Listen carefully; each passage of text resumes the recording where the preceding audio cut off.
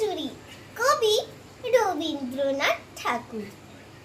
আমি যদি দুষ্টুমি করে চাপার গাছে চাপা হয়ে ফুটি, ভোরের বেলা মাগো ডালের পরে কচি পাতায় করি লুটোপুটি, তবে তুমি আমার কাছে হারো। তখন কি মা চিনতে আমায় পারো? তুমি ডাকো খোকা, কোথায় ওরে? আমি শুধু হাসি চুপটি করে। যখন তুমি থাকবে যে কাজ নিয়ে, সবই আমি দেখব নয়ন মেলে। স্নানটি করে চাপার তলা দিয়ে আসবে তুমি পিঠেতে চুল ফেলে। এখান দিয়ে পুজোর ঘরে যাবে, দূরের থেকে ফুলের গন্ধ পাবে।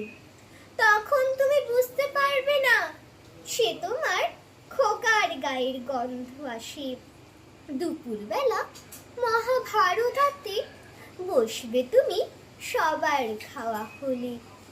গাছের ছায়া ঘরের জানালাতে পড়বে এসে তোমার পিঠে কোলে। আমি আমার ছোট্ট ছায়াখানি দোলাবো তোর বইয়ের পরে আনি। তখন তুমি বুঝতে পারবে না সে তোমার চোখে খোকার ছায়া ভাসে।